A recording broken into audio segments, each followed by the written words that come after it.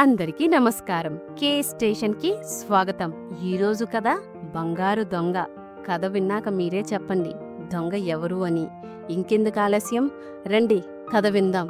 మిట్ట మధ్యాహ్నం వేళ, నడినెత్తిన సూర్యుడు చంద్ర నిప్పులు కురిపిస్తున్న వేళ, సెగలు పొగలగా వడగాలి ఎడాపెడా కొడుతున్న వేళ, దేవాలయ గోపురాల్లోని రామచిలకలు పావురాళ్ళు గూళ్లలోంచి తలలు బయటపెట్టలేని వేళ, అలనాడు రాజా వాసిరెడ్డి వెంకటాద్రి నాయుడు ఎత్తైన ధ్వజస్తంభాలకు శిఖరాలకు రాగిరేకు చుట్టుంపించి ఆ రాగిరేకు మీద బంగారు పోత పుయ్యించగా, ఆ బంగారం ఎవరూ చూడని సమయాన దగదగా మెరుస్తున్న వేళ, పెద్దగుడి ఆవరణంతా పట్టపగలే అర్ధరాత్రిలా పరమ నిశ్శబ్దంగా ఉన్న వేళ, పంచాయతీ బోర్డులో పనిచేసే జానకి రామయ్య మొలల వ్యాధితో బాధపడుతూ చుర్రుమనే ఎండని లెక్క చెయ్యకుండా చెంబట్టుకుని పరిగెత్తుతున్నాడు.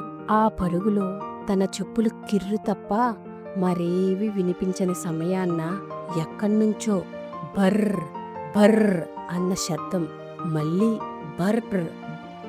జానకి రామయ్య పరుగు ఆగిపోయింది. ఇంకా బర్ర్ బర్ర్. తలెత్తి పైకి చూశాడు. చేతనున్న చెంబు టంగున కింద పడిపోయింది.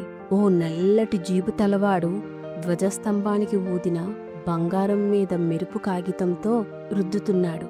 బర్ర్ బర్ర్. గుండెలలిసిపోయాయి జానకి రామయ్యకి. రేయ్ అని కేక వెయ్యబోతే గొంతు ఆర్చుకుపోయి మాట రాలేదు. కింద పడ్డ చెంబు సంగతి మరిచిపోయి ఒక పరుగున పూజారి వీధిలోకొచ్చి పడ్డాడు. గుల్లో దొంగ ధ్వజస్తంభానికి మెరుపు కాగితం రుద్దుతున్నాడు ఒగుర్చుకుంటూ చెప్పాడు. జనమంతా ఇళ్లలోంచి వచ్చారు. పూజార్లు పాలేర్లు చిన్న పెద్ద తోసుకొచ్చారు. కర్రలు బడతలు చేతబట్టారు. పల్లపీదికి కబురెళ్ళింది. ఏటు ఒడ్డున బట్టలు తుకుతున్న చాకలోలికి కబురెళ్ళింది. రేవులో పడవలు లాంచీలు ఆగిపోగా ఆ జనమంతా పరిగెత్తుకొచ్చారు. గుల్లో దొంగ గుల్లో దొంగ. నిమిషాల్లో ఊళ్ళోకి చిచ్చులా పాకిపోయింది. దాదాపు 200 మంది జనం కర్రలు చేతబట్టి గుడిని ముట్టడించారు. గొప్ప ఆవేశం, గొప్ప సరదా. నడి ఎండల్లో కాళ్ళు చుర్రుమంటున్నా లెక్క చేయకుండా పరుగులు. హోయ్ ఒరేయ్ అని వీరావేశంతో రణకేకలు. పిల్లలు పల్లాలు కంచాలు మోగిస్తున్నారు. పెద్దగుడి ఆవరణంతా అరుపులతో కేకలతో నిండిపోయింది. ఈ అలజడికి దొంగ ధ్వజస్తంభం దిగిపోయాడు. రెండో ప్రాకారం తలుపులు తీశారు.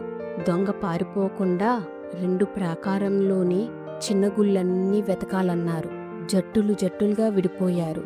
2 ముఖద్వారాల దగ్గర 2 జట్టులు. కృష్ణవైపు ప్రహరీ గోడ దూకి పారిపోకుండా అక్కడొక జట్టు. పున్నాగ చెట్టు దగ్గర ఇంకో జట్టు. మారేడు చెట్లపై మరో జట్టు. గన్నేరు చెట్ల గుబుర్ల దగ్గర వేరే జట్టు. పెద్ద జట్టు ప్రహరీలోని చిన్న గుళ్ళన్నీ వెతుకుతుంది. ప్రతి చిన్న గుడి ముందు ఆగి పల్లాలు కంచాలు మోగిస్తున్నారు. రేయ్ రారా బయటికి అని కేకలు.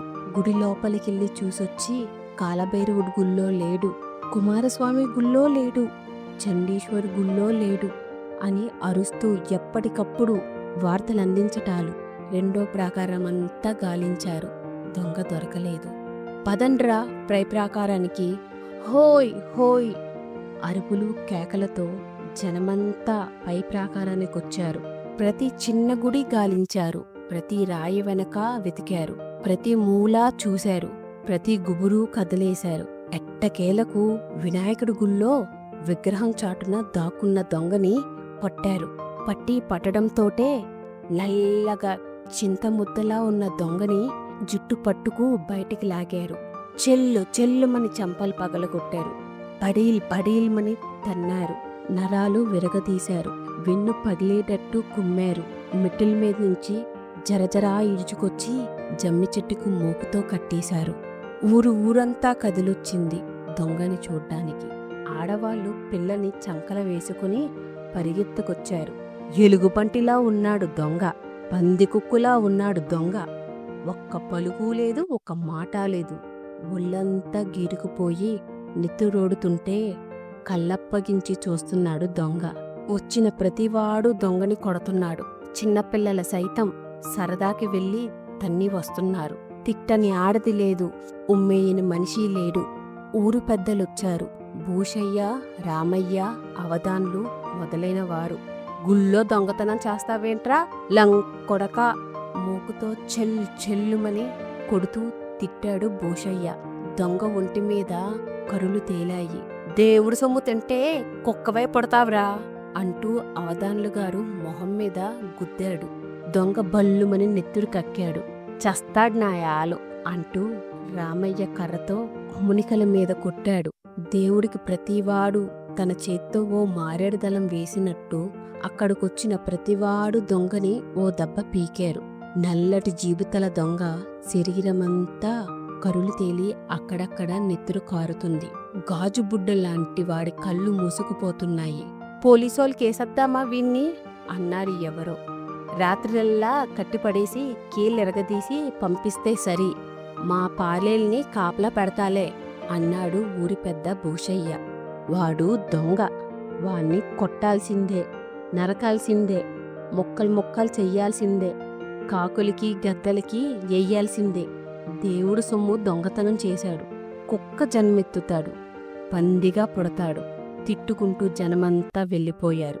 అర్ధరాత్రి దాటాక భూషయ్య స్వయంగా దొంగకి కట్లు విప్పి, లంకొడక తెలివితేటలక్కర్లే అంటూ 5 10 రూపాయల నోట్లు చేతిలో పెట్టి, శివరాత్రి వెళ్ళిన తర్వాత కనుబడు అన్నాడు. వినాయకుడు విగ్రహం వెనక దాచిన బంగారుపు మెరుపు కాగితాల్ని వెనకటి వాటితో కలిపి భూషయ్య భోషానంలో భద్రపరుచుకోగా, కిరాయి దొంగ కునికినపాడు రేవువైపు తూలుకుంటూ పోయాడు. అదండి కథ. కథ నచ్చిందా? నచ్చితే ఓ లైక్ చెయ్యండి. లైక్ చేయడం ద్వారా ఈ కథ ఎక్కువ మంది తెలుగు ప్రేక్షకులకు చేరుతుంది మరియు మమ్మల్ని ముందుకు నడిపిస్తుంది. మరొక మంచి కథతో మళ్ళీ కలుద్దాం.